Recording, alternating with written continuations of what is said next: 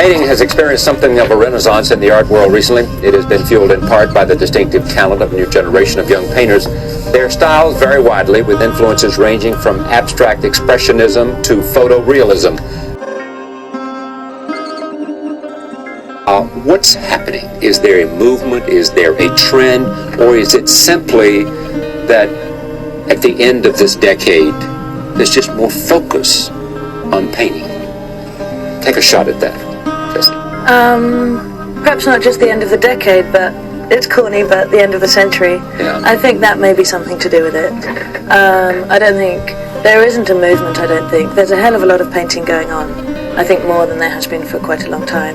But that it's something that sort of happened quite naturally, and I didn't really see it coming, but just became aware over the last year and a half that more and more shows that I was seeing in New York, it was becoming far more common to walk in and see paintings in an Balenciaga's up next. Tell you all about it in 60 seconds. Like many houses of late, Balenciaga presented both its menswear and womenswear together. They walked around a giant towering central mountain of colorful graffiti, which held quite a few clues about this collection. Firstly, there were the colors of the tags. Day glow and fluo has become the color trend of the season, and Balenciaga has it in spades, worth everything from second skin menswear turtlenecks to wrap dresses, leggings, and pleated skirts for the ladies. Then there was the number that was scrawled into the side of the mountain. It was repeated on the front of a handful of menswear shirts, and if you called the number, you got connected to the Balenciaga hotline, where, if you're like me, you were asked a series of personal questions. And finally, the actually imposing size of the mountain was echoed in the impressive voluminous outerwear that closed out the Balenciaga show. With each passing look, became more and more exaggerated, to the point that it was hard not to think of that famous scene in Friends when Joey wears every single stitch of clothing he owns.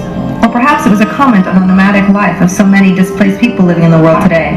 After all, the show did include logo tops to support the World Food Program.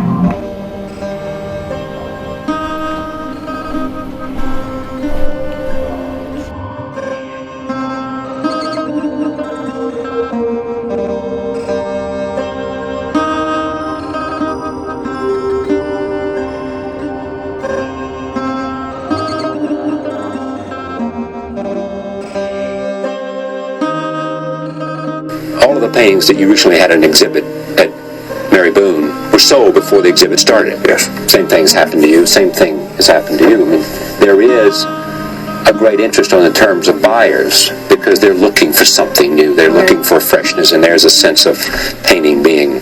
Well, from my understanding, the 80s art market, which got a lot of attention from the records and price sales that they had at auction and stuff, created a lot of general interest in the general public and put a lot of focus on the art world and the art market.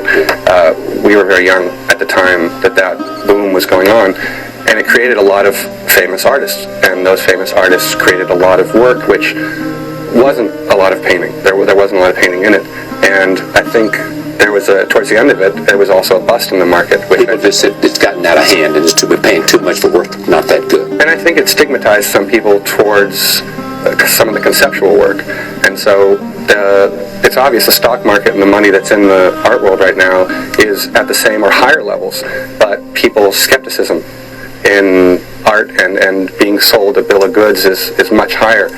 Painting is something that you can see at the Met, that you can see at the National Gallery, that you can see having been around for a long, long time.